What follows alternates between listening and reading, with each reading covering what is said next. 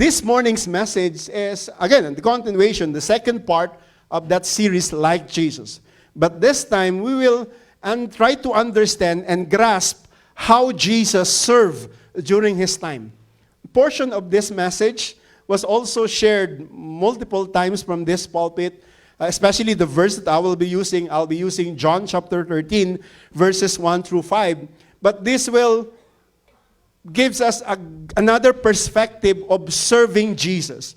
I think 3 years ago, when we were doing online, I shared the portion of John chapter 13, but actually chapter 13 to 17 probably. But I'll be using these 5 verses in order for us to have a clear picture of how Jesus served during his time, especially during his last moment before he's about to be crucified. So serve like Jesus. So our topic is about service. And I pray that as we read this, as we understand and receive God's word, we may be able to just serve God with all of our hearts. Hallelujah. And I've noticed that when we use words or words from the scripture, when it comes to this kind of topic, don't get me wrong when it comes to, the pastor is allowing us to just to serve the ministry or to serve the church, or to serve God above all. The point of this serve like Jesus is no matter what our context is or whatever it is, whatever our circumstances is, the point is that God wants us to serve. One way or another, God wants us to see that our lives we've been touched by God. We've been the recipient of His love. So in return, we will also share that kind of love and also serve Him. Amen? Are we good? Amen. Hallelujah. So while you're sitting, I'll be reading these 5 verses. Hallelujah. It was just before the Passover festival. So the context is, he's about to be betrayed. He's about to be crucified. Passover. So they were in the Passover meal. The Last Supper. Remember the painting? The Last Supper. This is the context. Jesus knew that the hour had come from him to leave this world and go to the Father. Having loved his own who were in the world, he loved them to the end. I like what verse 2 says. In the evening meal was in progress. The devil had already prompted Judas, the son of Simon Iscariot, to betray Jesus. So this was not an usual incident or moment or scenery during a supper, but it was really something that Jesus treasured during that very moment. But that did not hinder Jesus to accomplish what he purposed to accomplish and came, especially here. Verse 3, Jesus knew that the Father had put all things under his power, that he had come from God and was returning to God. So he got up from the meal, took off his outer clothing, and wrapped a towel around his waist. And verse 5 says, after that he poured water into a basin and began to wash his disciples' feet, drying them with a towel that was wrapped around him. Hallelujah. This is serve like Jesus, or serving like Jesus. Let's bow our heads momentarily as we just go to him and allowing him to just lead us. God, thank you. Hallelujah.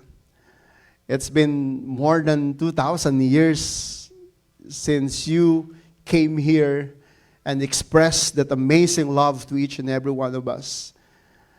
Another part of your ministry was service. And we believe that what we are reading right now is a testament of how you set an example so that as believers, as followers of you, that we might be able to just know what we are doing, especially in response to your generous expression of love. Hallelujah. Lord, we pray that in the name of Jesus, that we might be able to not just hear from you, but also be doers of your word, that we will be able to serve you and serve the people just like how you did it. Lord, in the name of Jesus, be magnified and be glorified. Just illumine our minds to that such kinds of understanding so we will be sensitive to the leading of the Holy Spirit in our midst. Be glorified in Jesus' name. Amen, amen. Clap offering to our great God. Hallelujah, hallelujah. Amazing. And I'm just imagining how Jesus was sitting with the disciples. Just imagining the painting. I don't have painting in front of us, but later on we'll try to just grasp that kind of moment when Jesus was about to, not an ordinary supper or meal, but an expression of a kind of service that Jesus would set, especially to the disciples. And for sure, as brothers and sisters, as Christians, we've been hearing this John chapter 13, or probably the suffering and the experience and the humility of Jesus mentioned in the book of Philippians and some other portion of the scripture. But I believe that this John 13 exemplifies the most service of Jesus. I think I've been sharing lots of principles from the book of Gospel, Gospel of Matthew, Mark, Luke, and John. We explain about certain things. Especially, we've talked about the book of John when we had series about His Hour. For sure, you could remember that. His Hour. And the point of mentioning again this statement is that you will always be able to grasp how the ministry of Jesus foretold and was envisioned and fulfilled by Himself, by Jesus Himself. In the book of Matthew, He was portrayed as the King of the Jews. In the book of Mark, He was portrayed as the servant. In the book of Luke, He was portrayed as the Son of Man. And here comes the book of John, He was portrayed as the Son of God. But when He was telling, and John himself, the beloved, wrote this book of John, the Gospel of Jesus, according to him, he was just explaining exclusively this chapter 13. Unlike Matthew, Mark, Luke, there's no account such as John chapter 13 or the Last Supper. Because John himself knew exactly what happened. He was one of the witnesses of what Jesus literally expressed to His disciples during that supper, during that meal. And He expressed that kind of service that every one of us might be able to grasp so that later on we would be able to serve. And when it comes to service, it's always good to serve when everything is okay. It's always good to serve or to lend that other hand if everything is okay within our family. But when there's struggle, when there's this uncertainties, maybe we can just, I'm not yet sure, Pastor, maybe next time, maybe some other time. But when we understand the situation of Jesus during those times, I mean, it also attracts us that, wait, service can be done even though you're not really in good shape. I think I've mentioned multiple times from this pulpit, one of my ministries when I was a youth pastor back in the Philippines was to deliver and hand over the schedule of our members back in the Philippines. My ministry is to hand over all the schedules of these pulpit ministers. This is your part, this is your part. And then it's a one month program. And when I hand over one program to another person, I could still remember his response. He said, Pastor, could you please remove my name there because I think I'm not ready. I think I'm not in good shape. I'm just assuming that he's living under some circumstances, not sin, or probably he's really not right with God. I'm just asking that when it comes to service to the Lord, when it comes to our service to the Lord, is it right to say that when you stand here, you're okay? Yeah, we're okay. If you want to serve God, you're good, you're okay. But if you're not, you cannot serve the Lord. And probably that's an understanding or pre-understanding when it comes to service. But Jesus, when He was there, He was not really okay because He knew for Himself that He's about to die. And then what He did was lastly serve the believers. So going back to the the believer, to the person who said to me, Pastor, maybe I'm not okay. Can you reschedule me next month when everything is okay? I mean, let's go. Let's just zero into that principle.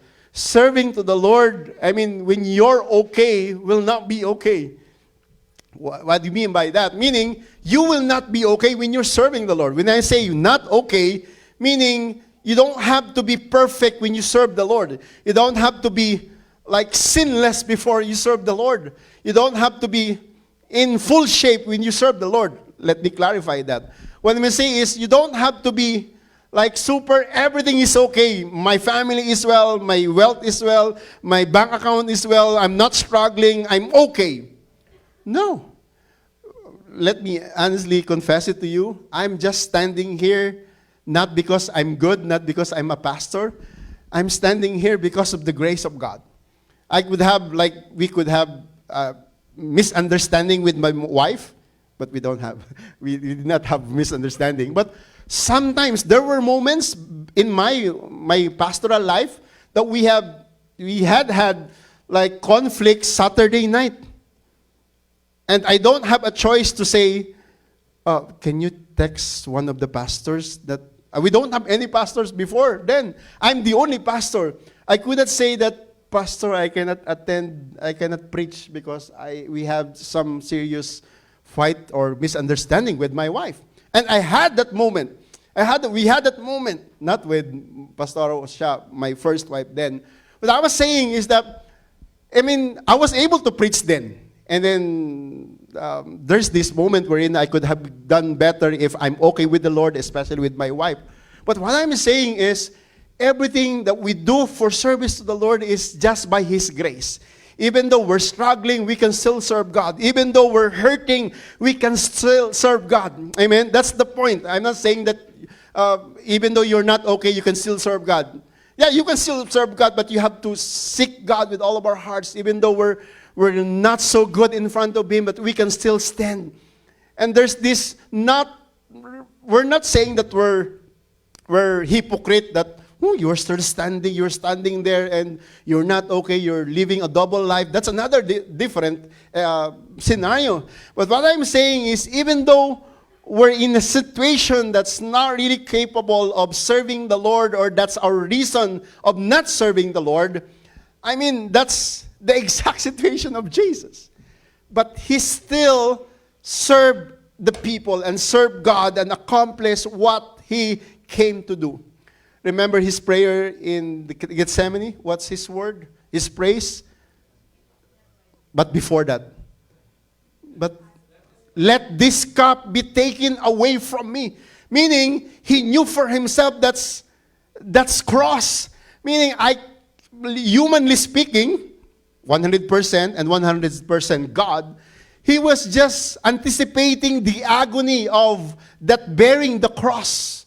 Hallelujah. He was not even before tried and persecuted and beaten. He was just praying at the Gethsemane, but He knew for Himself that He will have to undergo and experience those things.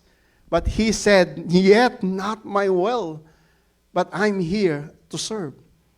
And that's the word wherein Matthew or Mark, the book of Mark, summarize the whole thing. He said in Mark chapter 10, verse 45, it's not on the screen yet, it said, for the Son of Man did not come to be served, but serve and to give His life as a ransom for many. Giving His life as a ransom for many is just the ultimate part of His service. Even though He knew for Himself that would be difficult, He still chose to serve. Hallelujah. We don't need to experience those kind of things in order for us to be encouraged and motivated to serve. We have that kind of strength right now that God has given us to serve Him, whatever capable. But as far as this service of God is concerned, of Jesus is concerned, from this passage, I would like all of us to explore two principles that how Jesus served during this last meal and last supper with His disciples. Amen. Hallelujah. And this service were exceptional. And God is also allowing us to have that kind of perspective when it comes to service. Two principles of how to do service for Jesus. Hallelujah. And the first one is service with labor. Service with labor. Service and then labor, that's just the same word, or probably. But there's this emphasis there. That's why service with labor, with a specific thing. Hallelujah. Service with labor. Look at that word, especially in this 4 and 5. He got up from the meal, took his outer clothing, and wrapped a towel around his waist. I mean, Jesus rose from supper, wrapped the towel around his body, and washed the feet of the disciples. So here, he was performing an act of selfless service. So that's why labor. There's an effort, selfless service. And what Jesus did have a lot to teach us about becoming a person of, probably a person of towel who is willing to hold towels on service and things like that. Amazingly, I mean, there are lots of principles, especially when we read these words. Go to verse 5. It says, after that, he poured water into a basin. It's just clear that when we read this one, but during those times when Jesus was doing this, the disciples were, what is he doing? They were shocked probably because that's not the proper way or actual way or thing to do as a servant or as a master, as a teacher, as a rabbi during his time. But they were too occupied of just receiving what Jesus is about to say during his last meal. But they were supposed to do that thing, that washing of the disciples' feet. But they were just surprised that happened so fast. Began to wash his disciples' feet, drying them with the towel that wrapped around around him. Hallelujah. I was mentioning about that picture. I showed that 2022 when I was just doing online. I can still remember that very moment we're in. When it comes to washing the disciples' feet, it presents ourselves, especially this thing, they present Jesus Christ and the rest of the disciples present to us in this particular verses a lot of things. And I would like to share 5 things from this picture. First is that washing of the disciples' feet, it's just a slave's work. It's not the work of somebody who's there, or well-known, or dignitaries, or rabbi, or teacher, or Pharisees, or teachers of the law. This is the work of a servant. When you're welcoming a visitor or visitors, the first thing that you do is get like the slaves' sleeper, and then wash their feet rightly with the basin, and then with the water, and then a towel. But the host of that house, there's no mention about that, but that's not the focus, did not do what they usually do, when it comes to welcoming their visitors. And Jesus noticed that, and he exemplified that kind of service and washed the disciples' feet. Again, Jesus washed the disciples' feet without being asked to do so. Because that's the normal thing to do, and no one was, dared to do it. And Jesus took that initiative without even asked to do. No one would dare Jesus, could you just do that? No one could ask that. Hallelujah. And another thing is Jesus served with no expectation of reward. I don't know if you remember one of the scenarios wherein, I think, the sons of Zebedee, I don't know who asked, the father or the mother, Jesus, when you come to your kingdom, can you let my 2 sons to sit in your right and left? Right? They were trying to just have a part in the kingdom of God. Like having Jesus Christ, and they're being with Jesus Christ all the time for more than 3 years. They knew for themselves that there's this privilege and there's this reward if you are with Jesus.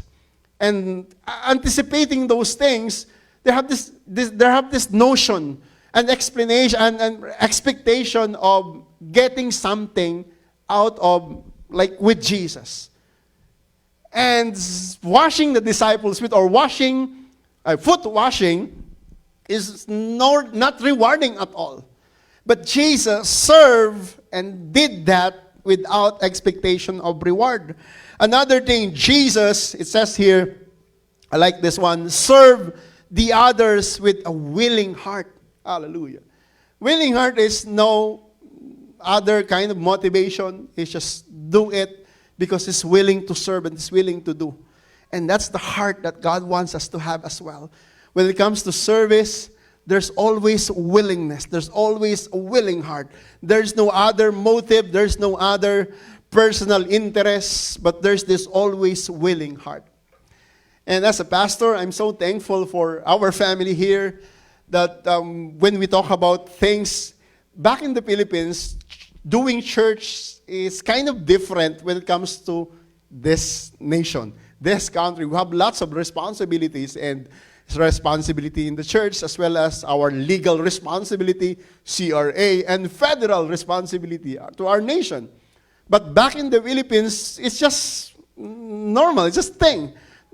I mean, especially this June, I was just somebody called me, it's the insurance, trying to renew our insurance of our facility. But I'm just, there's a lot of things, and service is not just, because you're serving the Lord.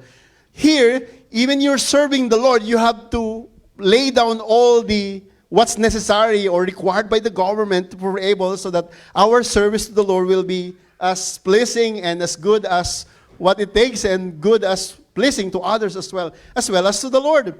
What I'm saying is that there's no, a lot of differences. What I'm saying, back in the Philippines, you just be a pastor and that's it. But here, there's always this notion, especially when it comes to us pastors. I talked to somebody, and that somebody asked me how's Oxbow? Oh, it's good there. There's no Tim Hortons, but yeah, there's a Subway somewhere there. Oh yeah, but we have that Tim Hortons 45 minutes from here, right? Yeah. And we have also Halo Halo from the barrios. That's good as well. I mean, yeah. How's Oxbow? He said, and I was saying, yes, it's kind of a small town, but I'm enjoying when it comes to service because I got to serve the community. I got to serve neighboring towns and municipalities little by little, knowing some kind of. I mean, I was just saying is that I'm sharing these things to a pastor who's pastoring a church in the city. And it's kind of different because when it comes to that kind of thing, I say different. I'm just constructing my words so that I will be able to say it properly. Back in the Philippines, when you say service, it's just service without even asking paycheck or biweekly. Back in the Philippines, we don't have biweekly. We don't have salary. Yeah. Back in the Philippines, we call it honorarium or allowance, not even salary. We don't pay taxes because our allowance back in the Philippines is not really based, because it's religious. But here, even though it's just regular, you have to responsibility to do that. So I'm just saying that there's this notion of if you're doing this here and doing it here, there's also a question within the middle of, are you willing to obey God and serve Him even though you have responsibility to our government and pay tax and things like that compared to other things? It's just willingness and go for it. But here you have to understand a lot of things. You have to take in the table everything, a lot of things. But hallelujah. Praise God, because Jesus' service during His time was with that kind of willingness. Regardless of those things, I've said to the pastor who's asking me those things about Oxbow, I mean, I can still serve God. I'm seeing myself, because he was just encouraging me, what about? No, I'm seeing myself in Oxbow more than 10 years. Because I'm seeing my kids growing up and doing school and things like that. We're enjoying, we love. So that's why this week I've been posting a lot of videos about please come to our small town. What I'm saying is, I'm enjoying because I have the freedom to serve God, even though there's this thing, reality of things. But I can still serve with that kind of willingness, regardless of what's happening around us. Amen? Are you following? And I'll just elaborate that momentarily. Last thing from this thing is that Jesus served those who did not deserve to be served. Hallelujah. And He was serving these disciples, and right after He was like, when the soldiers and these Roman soldiers snatched Him and then brought Him to the courtyard, and you know the story. And these disciples, no one, they just abandoned Him. And even Peter, who was so close with Jesus, hallelujah, and even Peter said to Jesus, when Jesus said, I will be killed, and 3 days I will be resurrected. Peter said, no, Lord, over my dead body, I will fight for you. And he did. He fight for Jesus. When Jesus was arrested, he was trying to just overcome those soldiers, and Peter even cut, right, one of the ears of the soldier during those times. But before Jesus Christ was before He was taken to the proper Sanhedrin, Peter denied Jesus 3 times. And all of the disciples went away. That's the thing. They don't deserve to be served, but Jesus still served them. And that's the idea of labor. Hallelujah. I was mentioning the word Mark chapter 10, verse 45. He came to serve with kind of labor. Hallelujah. And the understanding of this passage, brothers and sisters, is that when it comes to service with labor, we must be willing to humble ourselves and do whatever necessary to serve others. Even though those others, the others that we mentioned, is that they don't deserve our service because they're not really good or not worthy or not among us. No, there's no such kind of things. Meaning, everybody is beneficiary of God's service and our service as well. Hallelujah. We've been served by God. Amen. We've been served by God. We've been the beneficiary of His service upon each and every one of us. So that's why our response is to serve as well other people with that kind of service that Jesus exemplified. Hallelujah. I mean, we must learn to serve without having, not to be asked. And we must learn to serve those who are selfish and who refuse to serve as well. Hallelujah. We must teach the next generation, especially our young people, how to serve, and teach them by encouraging them to be more involved in service. Hallelujah. And we would like you to be part of it as well. Regardless of your age, my age, let's just serve God with all of our hearts. Hallelujah. If you'd ask, Pastor, I would like to serve in the church, what kind of ministry that I would like to? If you want to sing to the Lord, just come, be part of the worship team. If you want to be part of our kids, volunteer. We have 2 divisions here. We have 7 to 9. It's 5 to 6 or 5 to 7. 5 to 7, and we also have 9 to 12 up there in the Barrios Kitchen. We have 2 volunteers of children's or kids attendant or teacher. Volunteer every Sunday, once a month. Just approach my wife, Pastora Shah. Just I want to volunteer. I don't know what to do, but I want to volunteer. I want to take care of the kid. Maybe just be there. Yeah, there are young people who's taking care. I think it's Jaren and Ati Hope, and I mean they're taking care of the kids. That's part of service. Maybe if you wanna serve in the multimedia, click the PowerPoint during the lyrics, do the audio and things like that. You can also serve by preparing the church, cleaning this area. Everything we can do as well. We can also serve like welcoming those people who are coming in every Sunday. Everything, cleaning the kitchen. I mean, those are grant work. I mean, how do you say that? Like, probably grant work, or not so when it comes to other people, but those service are acceptable before the Lord with labor. Hallelujah. Amen. Are you still there? Service with labor. And not only that, hallelujah, the final lesson from this passage presents itself is that we serve with love. Hallelujah.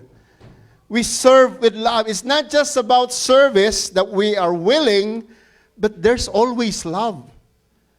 It's not the agape love that Jesus gave to us, but it's love for God and love for others. And that's part of our service. Hallelujah. Look at verse 1. It's just an understanding. It was just before the Passover festival. He knew for himself, but still, he chose to serve with that kind of love. Hallelujah. So meaning, when we serve, there's always love. We put heart on it. We don't just serve for the sake of noticing, to be noticed by other people or somebody else. We serve with that kind of heart that is willing. Hallelujah. Having loved his own. He was referring to his disciples. Again, that statement, having loved his own who were in the world, he loved them to the end. And that kind of service, an example he was showing to them, is just an amazing expression of that kind of love that Jesus, hallelujah, just as love compelled Jesus to serve, our love for others as well compel us to serve others for His glory. For His glory. Hallelujah, hallelujah. And when we love as we should, we will place the needs of others even ahead of our own needs, just for the sake of serving. Just for the sake of serving that thing. Why are you doing what you're doing? Again, it's not about, Jesus was not just saying, because he knew for himself, he was the Savior, he's the Lord, but he was still serving, hallelujah, with that kind of love. It reminds us that it's our obligation to others to express that kind of love. Amen. True love manifests the heart of everyone who really wants to serve. And true love lays everything on the line for sure, for the glory of the Lord, for this kind of service. Before coming to Canada, we were assigned to a small church. I've been sharing that multiple times. 2021, to a church that's really struggling, in the sense that we were still under pandemic. And just imagine, our first meeting was online through Google Meet. 9 individual through Google Meet. So I was just really surprised. What is this? 9 individuals. But that's so probably humbling experience for me as a pastor, because my willingness and my prayer then was just to get out of a big church, because I was an associate pastor, and I want to serve God as a pastor. I want to be a pastor. And did you know that I applied multiple times? Applied multiple times to other areas. I went to Luzon, Visayas, and not Mindanao. I went to just submit application, and that was first time for me to do, because I really wanted to pastor a church, and God's leading me to that, and God's leading my family to do that as well. And then here comes that message: go to a place, San Mateo, Rizal. We don't have church, physical church. We don't have chairs. We just have 9 people, 9 individuals. And again, that's, hallelujah. And I reviewed my posting before that accepting. My post was that, Lord, I want to do something that you will be proud of. And that is service. That is expressing. That is something that I would like to do, especially when it comes to service to the Lord. Hallelujah. And God brought me to that kind of understanding, hallelujah, before I accepted that offering to a small church, 9 individuals. I was just praying. My wife and I were crying before the Lord, literally crying, Lord, is this your will? Is this really what you want us to do? Is this really your will for me to pastor? Why leave the church with 1,000 people and go to a church with unknown members, with 9 members? I don't know. When my pastor, or one of the pastors there, asked me, Pastor, can you lead me? Can you lead the service there? I don't know how many will come. Just go. Just open your Google Meet and then just the link and share it with them. And then there were 9 people. 9 people. No young people. It's all adult. And we were surprised. And with that kind of crying before accepting that, it happened before accepting the church appointment, we had that service. And I was so prompted by God through the Holy Spirit that that's the church. 9 people. 9 people, that's the church. Accept it. That Sunday and Monday, early in the morning, that supervisor called me. How was the service? Oh, it was nice. So, did God talk to you? Yeah, I told her, that supervisor, yes, really. Yes, we're accepting that appointment. And there's no regrets. There's no, hallelujah. And again, I reviewed that post. I want to serve God. And I want to be part of something that you will be proud of. And every time it recalls, the Facebook recalls with the memories, I'm still into that kind of emotional, because that's a turning point of just probably it's a segue from a big church to a small one and going here in Canada. And I was just thankful to the Lord, even though there's this thing, because that's the love of the ministry. And people were asking, how about your family? How about their schooling? How about your needs?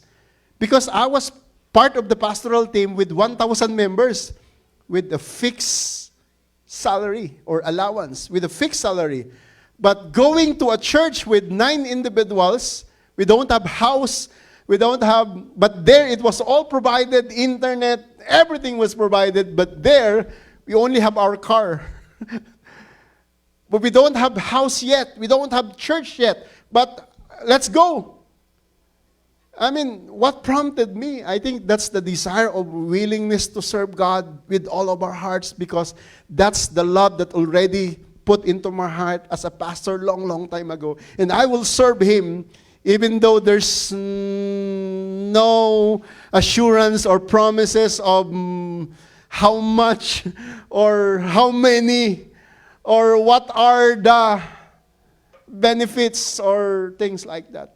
And that's the thing. That's the service. I'm not just exemplifying my kind of service. That's what God put into my heart. So that's why I'm sharing it to you, my heart when it comes to service. And God never failed me when it comes to service. And God never failed my family when it comes to service. We came here with no expectation. I'm just here to serve God through Oxbow Lighthouse Fellowship. And we are thankful because of that kind of love that we have received from God, that's still into my heart, that I can still serve God with that kind of love. Hallelujah. And this is the same love that God requires us to serve. Hallelujah. Serve with love. Amen. Serve with love. Hallelujah. It's just, look at Philippians, that's what Jesus said. Hallelujah. Found in appearance as a man, He humbled Himself and became obedient to death, even on the death on the cross of Calvary. And that was Jesus expressing that kind of love in His service. He knew that death is not an easy thing. He knew for Himself but it took the kind of love because of His love. Remember last Sunday's word, He saved us. While we were still sinners, Christ died for us. God demonstrated His own love for us in this. While we still sinners, Christ died, and that death is His service coupled with love. Hallelujah. Brothers and sisters, serve with love. Because true service is an outgrowth of genuine humility. What is humility? It's just we are humbled by the love and the service and the labor of our God to us. And this is the time that we can also share it with others. Hallelujah. 2022, I shared this quotation from Dr. Martin Luther King Jr. He said these words, quoting or commenting to the parable of the Good Samaritan. The first question which the priest and the Levite asked was, if I stop to help this man, remember that scenario? the Good Samaritan, this person who was beaten by barbarians, and then there's this priest who passed by and saw, and then mind your own business. And then the Levite as well saw the man, go. And then Martin Luther made this comment, what will happen to me? That was the words of this priest and Levite. But his comment to the Good Samaritan was that, I like this statement, but the Good Samaritan reversed the question, if I do not stop to help this man, what will happen to him? That is labor. That is love. Right? That is service, regardless of. I mean, he was thinking, the Good Samaritan was thinking of the person that he is about to serve, the beneficiary of his service, not something that he can gain from it, from the service. Oh, is there's camera? Is there's video? Is there's a picture? When it comes to service, no, hallelujah. And Jesus did not think or ask what will happen to him if he would die on the cross. No. Jesus, he just thought of what will happen to humanity if he would not die and escape the suffering he's about to endure. And that is kind of service of labor, with labor and love that Jesus expressed. And this is the kind of service that we want as well. Hallelujah. I mean, here, there's this sometimes cliche or overuse of the word volunteerism. When we say volunteer ourselves, there's no there's responsibility. You have to do this thing, but there's no thing as you have to receive this or you will be given by this. But when it comes to service, it's just service for the benefit of others, for the benefit of the people who will be serving, and with labor and with love. Hallelujah. Serve with labor, brothers and sisters, and always serve with love. And that's how Jesus served. Amen. Hallelujah. I don't know about you. I suppose that I could ask you, if you were a person of towel of service, I suspect that the true service is an outgrowth of, again, mentioned a while ago, genuine humility. Just as the truly humble person has no idea that he is really humble, the true servant then does not see what he does as anything special, because the true true humility is not merely thinking little of himself or that person, yourself. It's not thinking of yourself at all. And a true servant doesn't think about how he or she feels. He just serves with labor and love. And I believe with all my heart, brothers and sisters, that being a church within the church is not just attending church, but being part of it. Amen? Being part of it is, the word there is service with labor and love. Amen? Hallelujah. I believe with all my heart, as our life here in OLF progresses, that you and I will be able to serve God together as one family. Hallelujah. I'm praying that someday maybe men will be leading here in the church, leading the worship, somebody leading the offering, somebody aside from our regular volunteering in the children's church and doing ministry, because you are part of this ministry. Amen. And your service is also part of it. Hallelujah. Hallelujah. I believe with all my heart that that will come as well. Amen. Amen. That's what defines the people of service to the Lord. Let's bow our heads momentarily. And let's just be honest with the Lord. Hallelujah. If God wants you to, or motivating you, or urging you to do service to the Lord, hallelujah. You don't need to be perfect. You don't need to have that kind of exceptional quality. You just have to have the willingness to labor, and you have that kind of love, and God will accept your service. Oh God, thank you. Hallelujah. We're just remembering, Lord, how you served these disciples then, and how we were reading right now, and how we reflect for the kind of service that you offered. Oh God, thank you for that service. we allow ourselves to be positioned to serve you in such a way that we're not just doing it for the sake of doing it, but we will do it with labor, with willingness in our hearts, without expecting anything, with good motive. And above all, we will do service with love. Hallelujah. Lord, if you're talking to each one of us or somebody in this midst, Lord, let it be that you will be exalted in the lives of everyone who's willing to serve just like you, God. Hallelujah. And Lord, we believe that many are chosen, but many are ready to do, but there are few who are chosen in the ministry.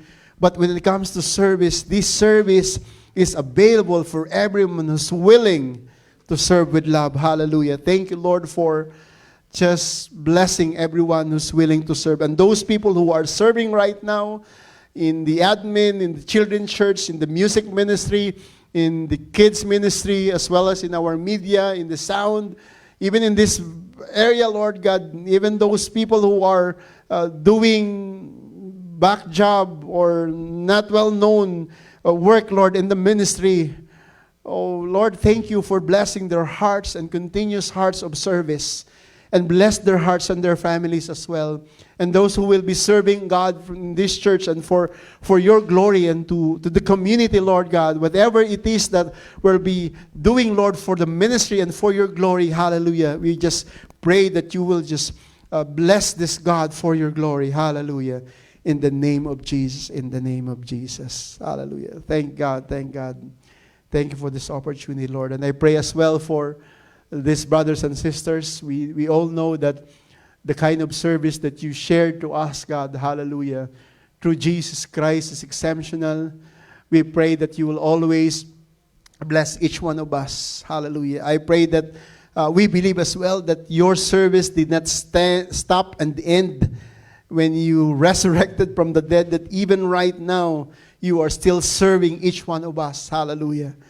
If somebody in our midst who's praying for something, praying for healing, praying for deliverance, praying for strength, praying for wisdom, praying for provision. Oh, in the name of Jesus, you are still in the business of serving each one of us. You are the same God yesterday and today and forever. Hallelujah. Thank you for stretching your hand upon each and every one of us. Hallelujah. We are beneficiary of your continuous service. Thank you, Lord, for receiving, for that kind of provision, that kind of healing, that kind of love for each and every one of us. Oh, hallelujah. In the mighty name of Jesus, this is our prayer with thanksgiving. Amen, amen, amen.